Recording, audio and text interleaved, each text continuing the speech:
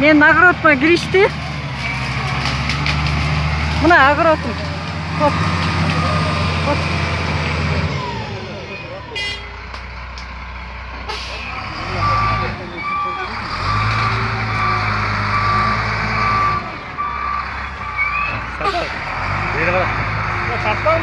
Tartam, sen geldin de tartam mısın tartam?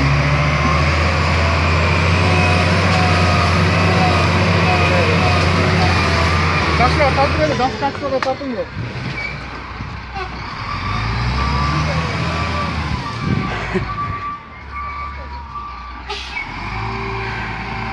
Men огородыма бастырып киришти. Мына бышып турган алча слива өрүктөрдү. Мына картошкаларым тебелеп кетти. Помидорго келип атат кезек. Тебелеп, ыйлатып жүрүп, милицияны алып келип алып атат жерди.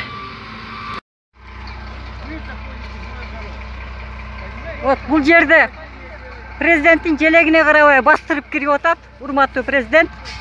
Мына милициялар келди. Бардыгы мага каршы мына тартып алып атышат. Уже открытый угрозага өтүштү. Давить будете, давите. Я сижу на своем огороде. Вы берете вот так машиной, меня хотите давить. Давите. Мына ашкабактар ушунчалык өсүп сонун болуп калган. Уже бардыгын снос кылды. Бир гана помидор болгарскийлер калды. Мына бардыгын талкалап кетти уже. Мына картошканын орду да калган жок. Мына жап-жашыл, романтичный, сонун экология бузулду. Мына огородум жок уже, все. Коркута, мени урам деп келген жок. Нерде бирөө азыр бербей атат, тополоң кылып атат дегенде. Тополоң кылганым жок. Эч кимди сөккөнүм жок. Мен мыйзам чегинде тийиштүү адамдар ошо неме кылсын. Шаардын кожоюну бар, мергород бар, тура сүйлөшүп. Бар, кайрылбайсызбы анда? Ой, отпускада экен. Бир адамга вес власть против болуп атат. Мени өлтүрүп, алып барып камагыла андачы. Мына Жээнбектин желегин илип койдум. Ошону тебелей өтөргүлө. Я не против, пожалуйста. Кыргызстанга, урматтуу Сооронбай Шарипович, Кыргызстанга биздин керегибиз жок болуп калды. Чара көрүп коюшуңузду, жардам беришиңизди мыйзам чегинде суранамын. Милиция чакырып келди. Мына. Мен компромисске барам. Мыйзам чегинде барам. Тийиштүү комиссия келип, эгерде мен мыйзамды бузуп аткан болсом, мен баш ийем ошогочу. Булар бузуп аткан болсо, булар өздөрүнө жооп берсин. Урматтуу президент, мен азыр чыгып кетсем, мага тиги огороддагы жок, огороддун ичиндеги тиги консервация жасай турган оокат аштын бардыгы жок. И мага участок да жок. Себеби өмүр бою 40 жылдан бери ошо очередте турабыз. 4 соток жерге жетпей атабыз. Ошол эле мезгилде 1 этаж, 2 этаж үйлөрдү бүт куруп алган. Урматтуу президент Жээнбеков, биз Кочкор-Ата шаарынын Тургенова 47-50-46 зонунун жашоочулары сизге кайрылып жатабыз. Кайрылуубуздун себеби ушул жерде экологиялык аябай таза, аябай сонун бак дарактар өсүп, кислород чыгарып, жашылданган сонун огородду бир эле күндө талкалап жок кылды. Мен ошолор менен провоцировать этип, жалгыз өзүм ушул жерди тигил жактан ушул жакка чейин өзүм жалгыз кайтарып жаттым. Мага канча угрозалар болду, канча коркутуулар болду, сүйлөшүүлөр болду. Акыр акыбети милицияны чакырып, менден тартып алды пятница күнү. Буга кварталдык комитеттин председателі Калбаева эмне бар? Сурабагыла деди. Разрешение сураганын кереги жок деди. Талкалап туруп донду кура бергиле деди. Дамком Бешкемпирова урмат милицияны чакыргыла, бүгүн катыл тургула деди. Кыскасы 30-45 адам жалгыз мага против туруп, ыйлатып, чыркыратып туруп, мен өсүп калган, элдин дагы өсүп калган помидорлорун, картошкаларын тебелеп тепсеп, алча, малина, вишня, слива, өрүк, калтырбай, снос үргүтүп салды. Экскаватор менен бүт бардыгы. Мынакей абал көргүлө. Өздөрү бир дарак эккен эмес. Советтер Союзунда эккен бул жердечи, орустар эккен, биз ата бабаларыбыз эккен бул жердечи. Мен суранам, Кыргызстан деп жүрөгү соккон атуулдар, чоң казак, ким болсо да биз азыр жардамга муктаж болуп турабыз.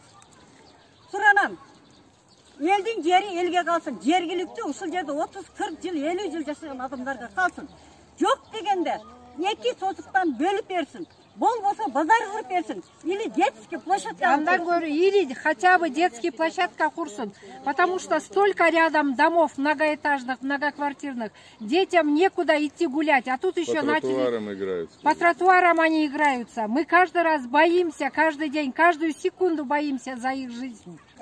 Урматтуу Сооронбай Жээнбекович, сиз как президент, вы как защитник Конституции, сиз ушу элдин суранган немелерин адамыңызды жөнөтүп мерге келисин көрүсүн. Мерде канча дарак кыйылып кетти. Бул союз малда салынган дарактар болчу, эгилген дарактар болчу. Мен сұранdım. Qaysı kampanya? Qaysı kendilerden utup aldı? Bizge gelsin. Sizlerde orijinal dokument var mı? Xerox'ten çıkartıp alalım. Goskomissiya gelsin. Eğer dedi, sen dedi, munisipaldık yerde basıp aldın, sen basmaçısın dep aytты meni. Eğer de mıyzamды bozup men жерді басып алған болсам, ушул жерді 40 жыл обрабатывать өтет. Мен мыйзам алдында жооп бергенге мен даярмын токтогулууга. Эгер де алар мыйзамды бузган болсо, мыйзамдын алдында жооп берсин. Урматтуу президент, сизди 6 миллион эл голосовать этип, сизди биз шайладык ишенип. Сиз журт атасы, бардыгына тегиз караңыз. Эмне үчүн против мага бир аял кишиге целый мэрия, госрегистр, милиция бардыгы каршы болду. Бир ай мен ночевать еттим. Еще мага угроза болду, сени өлтүрүп кетет. Адырга Алпаров сен кимире ушундай кылат, ана сени балаң жолдон кырмап алат деп. Я не буду скрывать, не боюсь. Это уже угроза, которая... Биринчи угроза болот атпага. Даже кимдер келгенин билбейбиз. Арген деген бала айтат. Колуңдан келген ушул экен го дейт. Жакшылыкчы эле бир ай мурун бошотуп койсоң болбой беле деди. Жаш бала. Урматтуу президент, мен Кучкар Ата шаарынан Токтогулова. Бир айдан бери жергиликтүү бийлик мени менен эсептешпей, эл менен эсептешпей, бышып калган алча, силиба, алма, өрүккө, помидор, картошкага карабай, жерибизди зордук менен, зөөкүрлүк менен, басмачылар сыяктуу эскертүүсүз тартып алды. Бир ай мен Агротто жашадым. Результаты экскаватор менен келип, милицияны чакырып, кварталдык комитеттин председатели Калбаева, Минабар, Дамком Бешкемпирова, Урмат, жергиликтүү бийликтин департаменттин жетекчиси Батырбеков Аскарбек Шадиевич коркутуу жолу менен менден жерди тартып алды. Басмачылык жолу менен бизге эскертүү түшүндүрүү иштери жүргүзүлгөн жок. Бул канчага чейин уланат?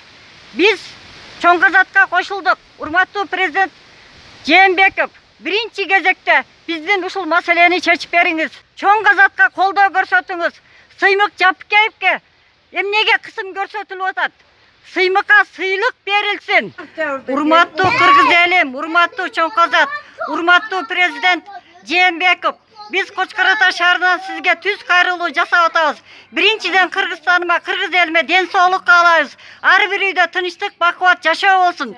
Биздин Кучкар Атада жергиликтүү бийлик биздин жерибизди, агротубузду, экологияны бузуп, кыркып, кыйып кетти.